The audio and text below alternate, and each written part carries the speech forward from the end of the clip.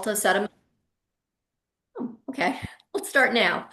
Kind of a basic understanding the ALTA Settlement Statement and how to explain it to your buyer or your seller and what kinds of things to look out for when you're reviewing it.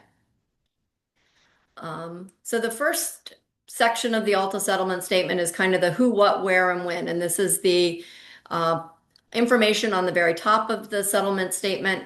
It shows you who the title agent is, usually who the actual agent is, and who the company is, where the settlement location is. That should be the same settlement location as your settlement notice if one is provided.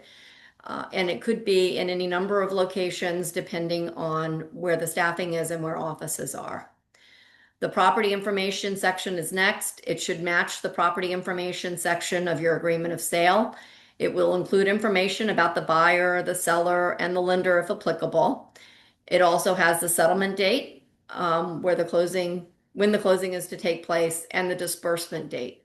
So typically the settlement date and disbursement date are the same date, but in a refinance, the disbursement date is 3 days later, and that'll be important to point out. If somebody has not done a refinance and doesn't realize that it's 3 days before they get there, if they're doing a cash out mortgage, it'll be 3 days before they get those funds. This is where you'll point that out to them so that they're aware that this deal is not going to be funded until 3 business days pass.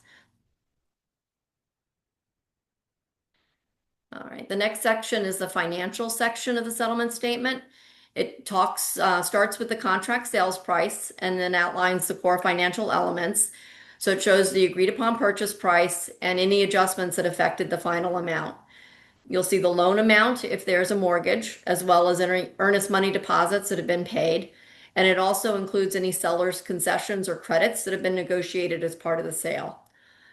So those are all kind of the basic important numbers to check to make sure that everything matches what your client is expecting to close on.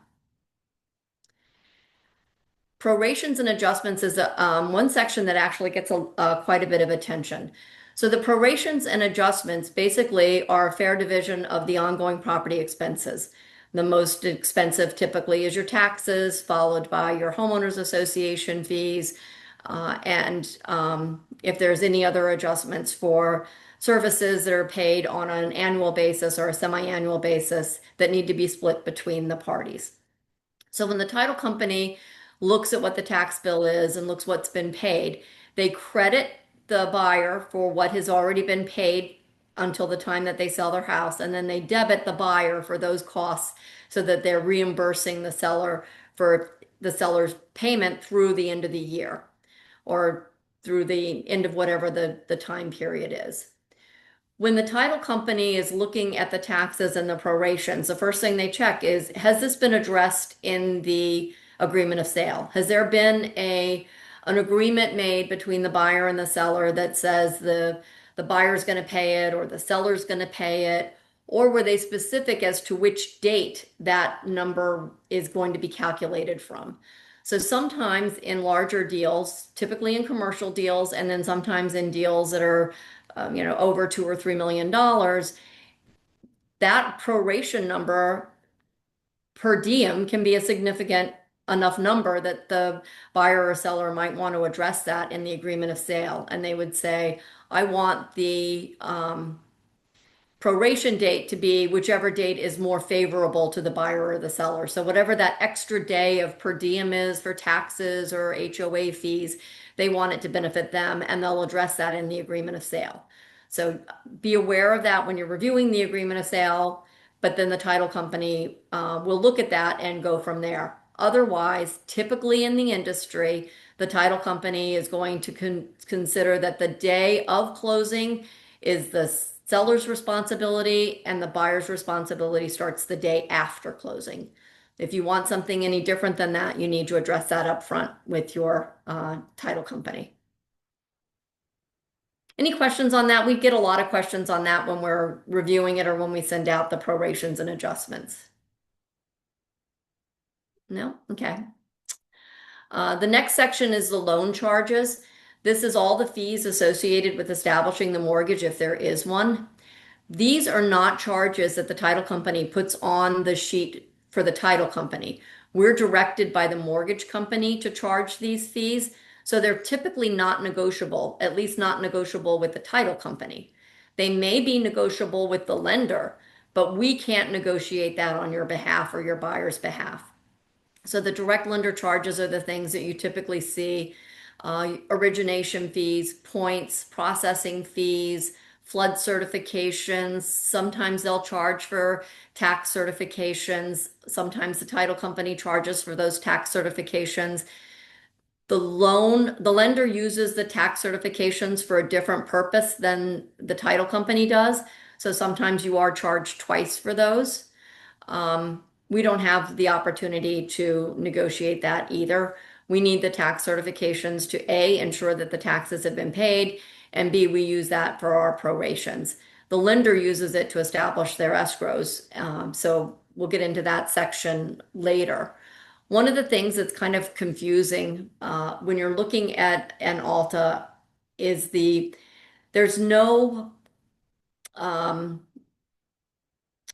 consistency between lenders as to what these charges are and what they call them.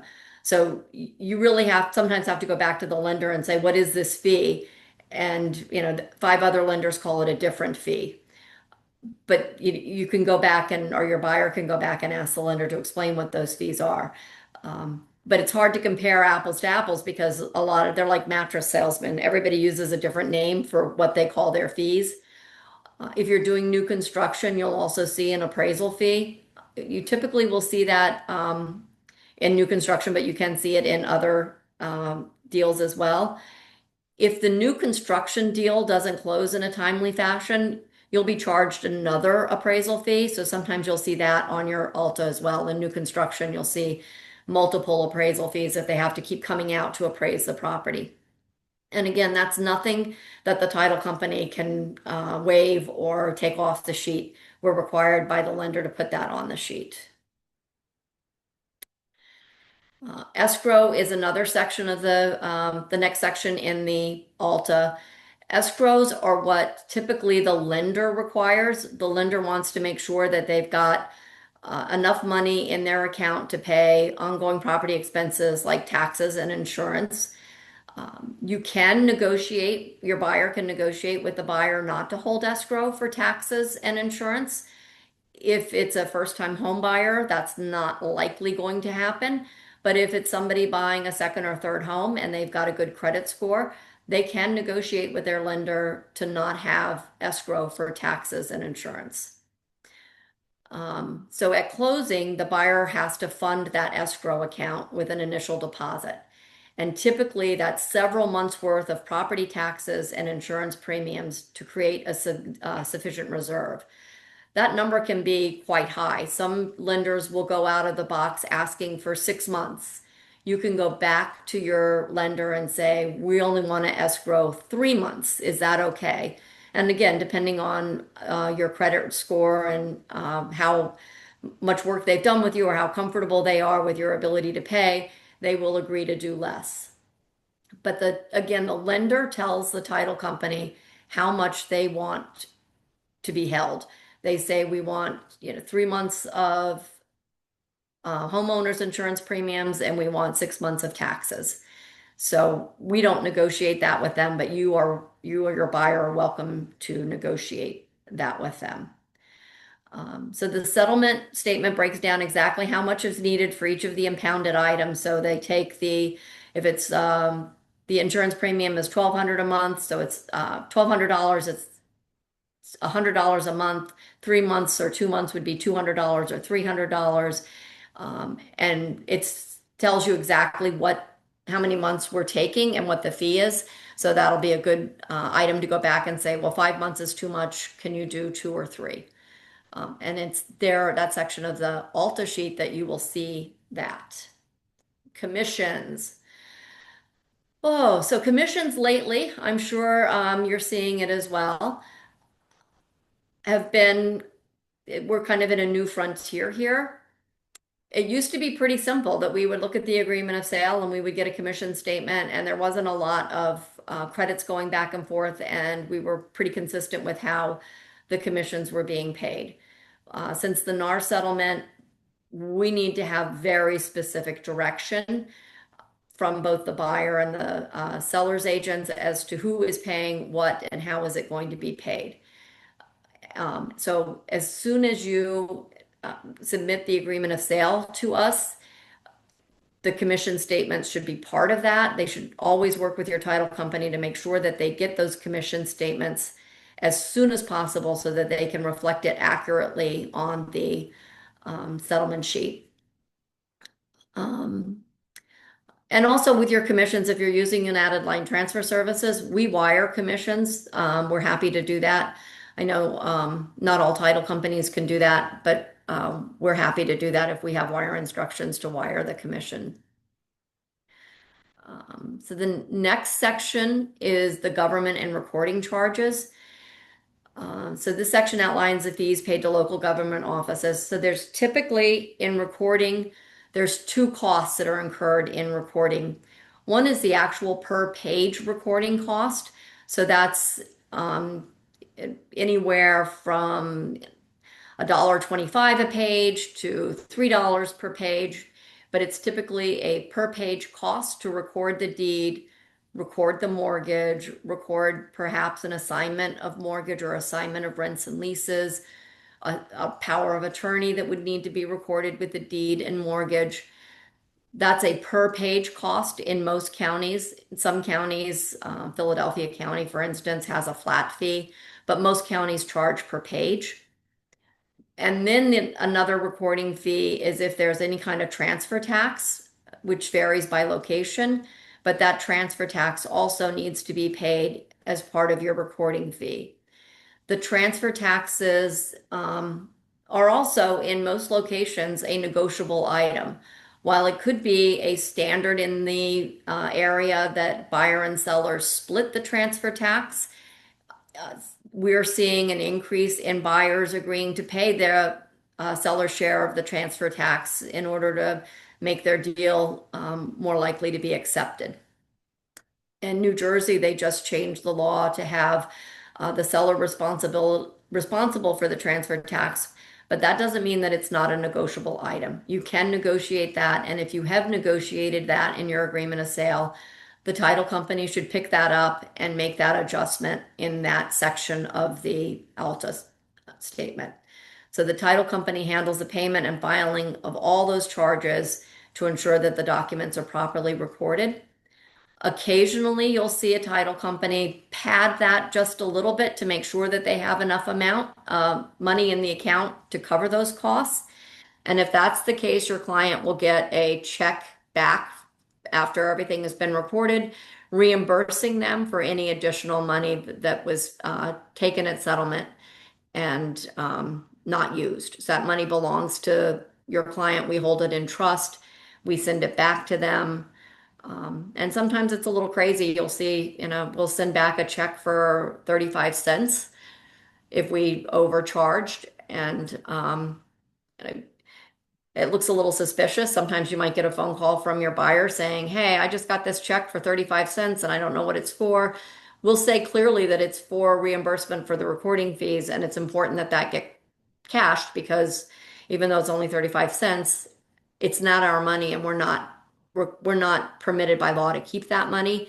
If there's extra money as a result of the closing and we can't get somebody to cash the check, we have to escheat that money to the state. So if you do get a call from your buyer or seller saying, hey, I got this random check from the title company that handled my settlement, it's because no matter how small it is, we're not entitled to keep that money and we need to give it back. So if you get that call, please, you can check with us if you're suspicious, but tell your client that it is okay and to cash that check, and they absolutely should cash that check as soon as they can.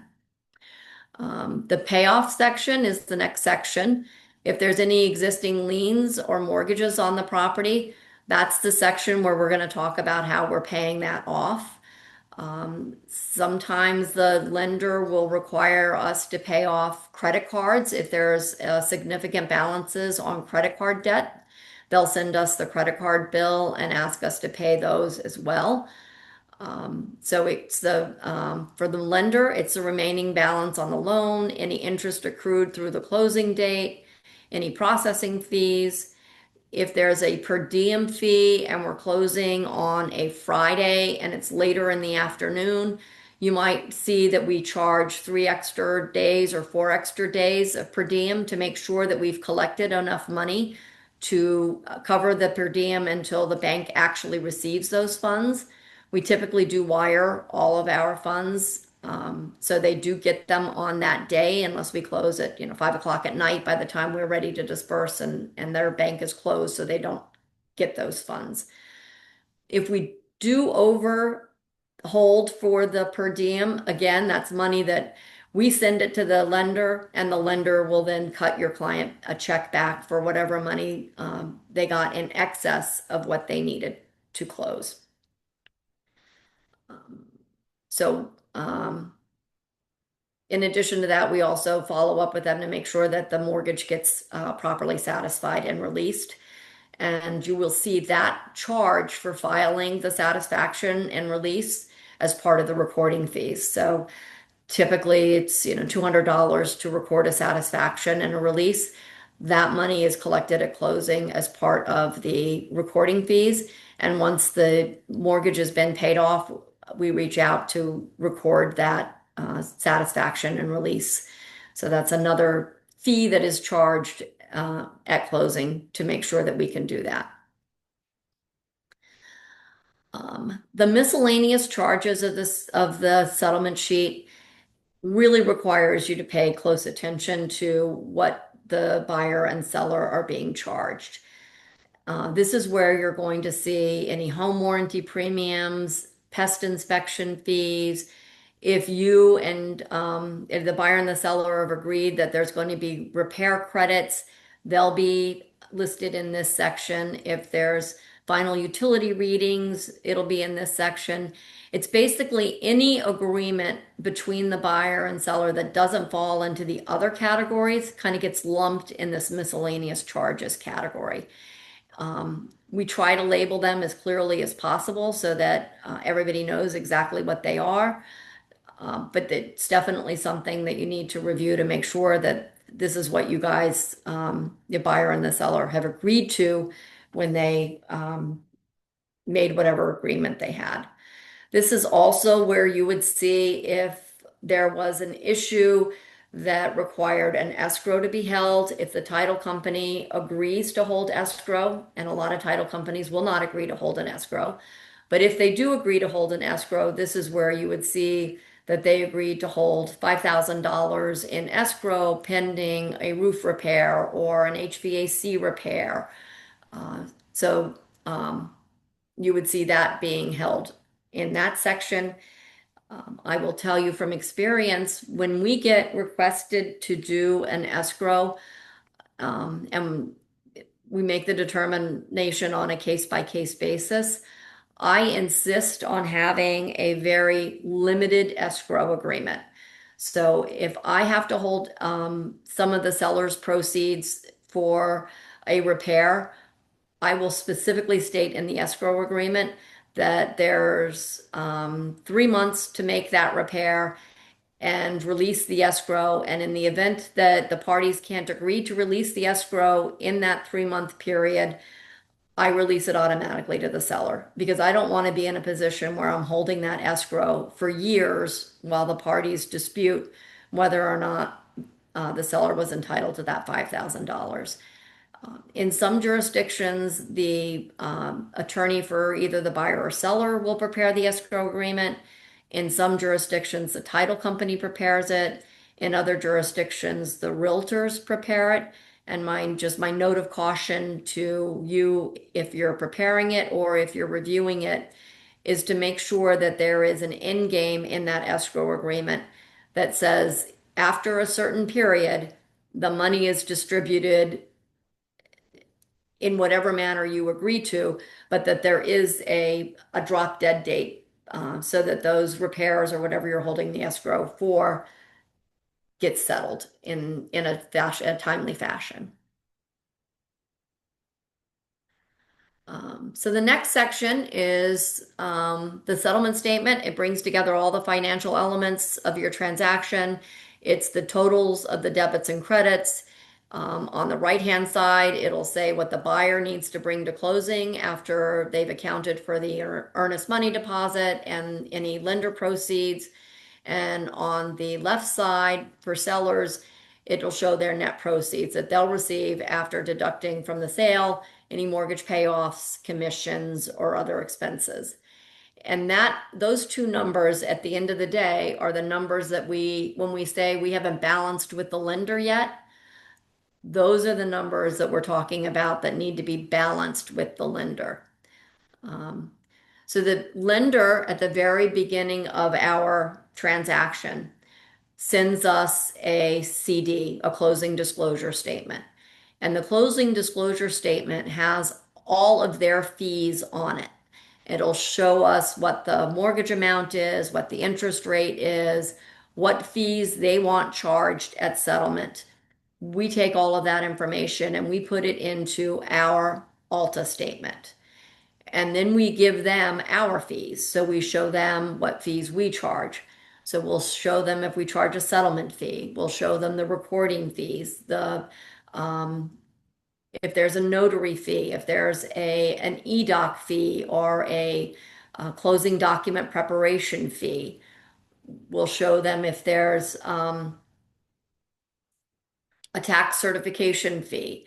All of our fees go on the sheet and we send it back to them. They send it back to us. There's usually one or two iterations of the closing disclosure statement before we balance with the lender.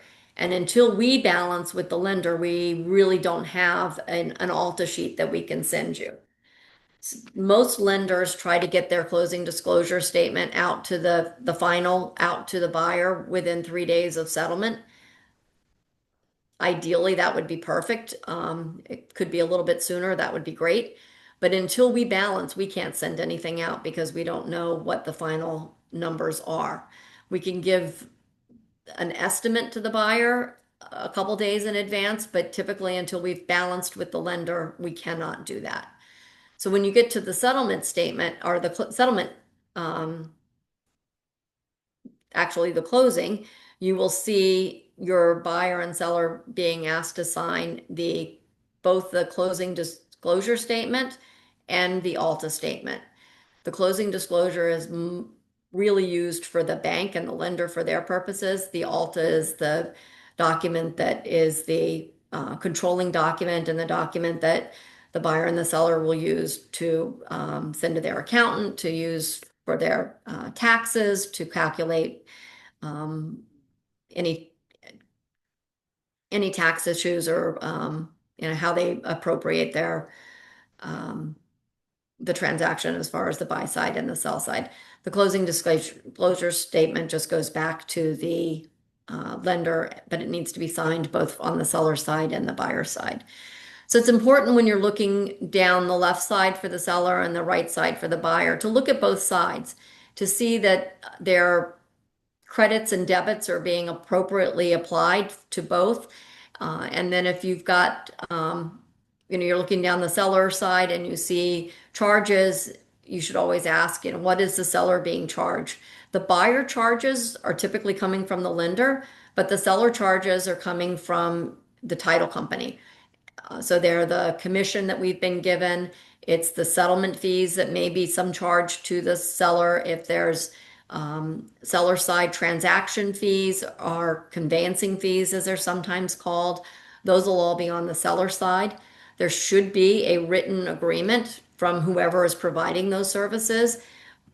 An invoice is sent to us and we just pay that invoice. So if you're representing the seller and the seller has agreed to pay for seller side transactions or seller side conveyancing, those fees are sent to us in an invoice by the provider of those services, and we pay that at settlement.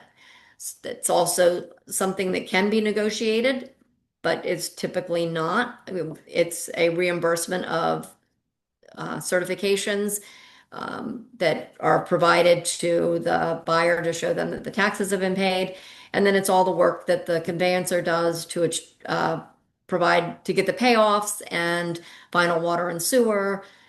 If there's a UNO required or a certificate of occupancy or some type of a inspection that needs to happen, if the seller side transaction charges a fee for that, that's where you'll see those fees. So that didn't take as long as it certainly didn't take an hour. It's not a very difficult document. The first couple times you go through it, I think it's helpful to kind of go back to look at this video or look at the explanation so that you can explain it. Various jurisdictions explain the ALTA statement differently at settlement. If there's an attorney involved, typically the attorney will go through the ALTA statement line by line with either the buyer or the seller, depending on who their client is. In some jurisdictions, it is the realtor that is expected to go through that. In other jurisdictions, the title company will walk through and show them what all of those fees are. But the worst position to be in is you're at the settlement and somebody asks a question about the ALTA statement and a fee that they have a question on, and you don't know the answer to it. The title company usually will know the answer, but sometimes it's, I don't know what that fee is. The lender told us to charge it. And at that point, it's too late to go back and see if there was a way that we could negotiate that. So it's important as soon as you get the ALTA statement to send it out to your client and say, hey, do you have any questions on this? And give us the opportunity to help you explain it to your client. And if it's possible to negotiate a better deal, we'd be, happy to say, the lender told us that they needed 6 months, but typically we only see 3 months in escrow. So you might want to go back and ask your lender if they can make that change. Or if there's an issue with the commissions, much better to have that worked out ahead of time than to be arguing over a commission at the settlement table while both of your clients are sitting there. Any questions on anything or any issues that have come up and that you kind of like, wait, I didn't understand that when I was at a settlement, and why was that charged?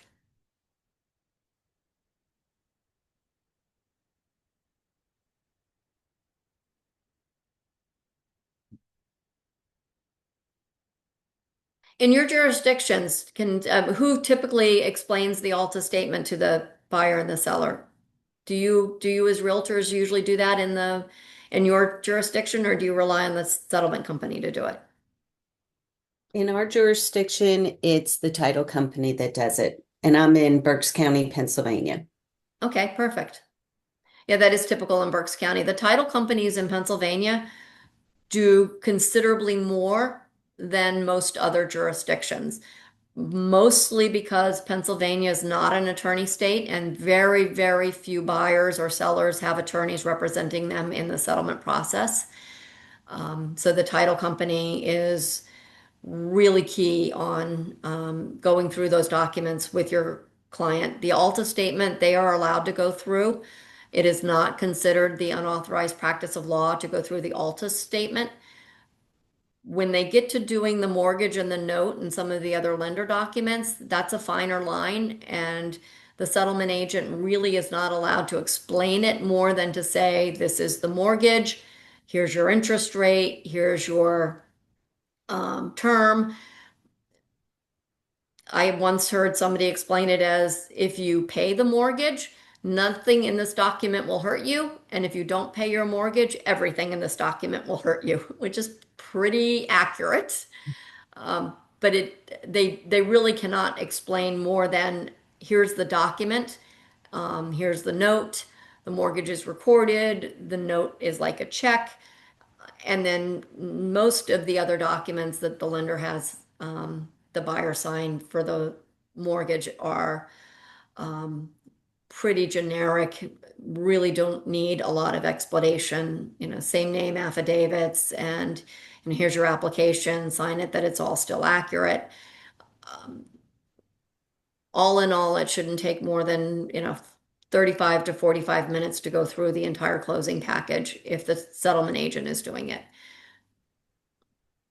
Yeah, Elizabeth, in our area, it's Unusual if the lender does not come to settlement. So usually we have the lenders there explaining their documents. That is the perfect scenario when the lender is there to explain it. I would say in southeastern Pennsylvania, in the Philadelphia region and the outlying counties, not so many lenders show up. And I don't know, lately it seems like we've been going to deals and the lender shows up so late that the documents are pretty much already signed and we're ready to go. So I just didn't say to the client, do you have any questions? Here's your lender. If you had any questions, this is the time to ask it. I have found that, of course, the title companies go ahead and explain everything, but I found if I go over that closing disclosure with my client in full detail before they get to the table, it goes really, really smoothly at the table. We can Absolutely. get those questions out of the way up front. We can call the title company, anything that might be remiss. There is always that rub that, you guys want the ALTA statement as soon as possible because you want to be able to go over it with your client and have all of these issues resolved prior to closing. And believe me, we want that as well. But if we can't get the lender to balance, if we're still discussing items with the lender, then that can get delayed. And the things that we are mostly discussing with them is if uh, they're they're not agreeing on like a new construction, what the new taxes would be, and that's an issue that we're discussing. Or they've got a different recording fee than we do, and we have to say, this is our recording fee, that we know this county, this is what it's going to cost for recording fees. Or just, getting somebody to pay attention to the fact that it is closing. And that's, when you get we're clear to close, we've balanced. At that point, you've got a document that you can literally take to the bank. It's ready to go. But until we get that information from the lender, we just have numbers as placeholders on the ALTA sheet. So it's important to remember that. And the more your title company and lender work together, the more they have that understanding as to what we're going to see on the CD, what they're going to see on the ALTA.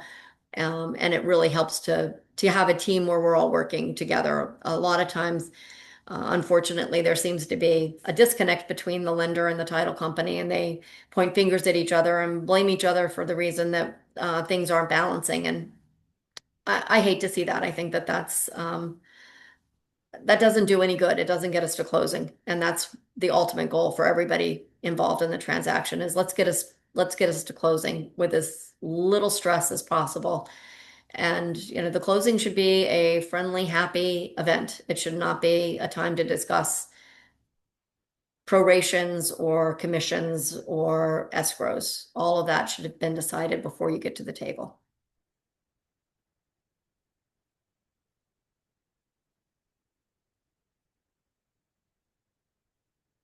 Anybody else have any observations or questions?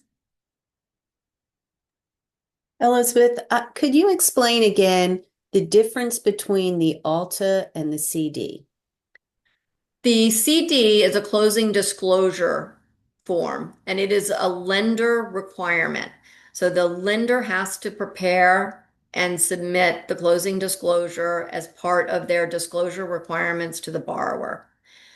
It has all of the same information in it that the ALTA has, but it has it in a slightly different format. The ALTA is required by RESPA and by the IRS wants to see the ALTA when they're determining like capital gains taxes or income taxes. So when we do a settlement, and you should ask your title company if you're not using United Land, for your seller, they should get a copy of their 1099 and a copy of the ALTA at settlement. A lot of title companies will wait and submit the 1099s at year end. They're supposed to do it, I believe, by February 15th. We prefer to send out that to give the 1099 at settlement, and I tell them, here's your 1099, here's your ALTA. We're reporting your proceeds to the IRS, whether you pay taxes on them is between you and your accountant, but I need to report it. These two documents are the two most important documents that you're going to get as the seller. You need to keep those in a safe place and make sure that when tax time comes, your accountant is going to ask for both of these documents. But the closing disclosure statement doesn't get reported to anybody. It just goes back to the lender, and they need to have it signed for their records. Thank you.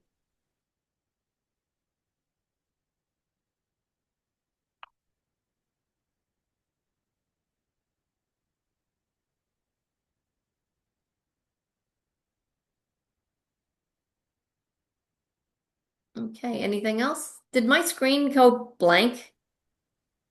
Yeah, it was kind of weird. Yeah, that was weird. I don't know why. You're back. Okay. Um,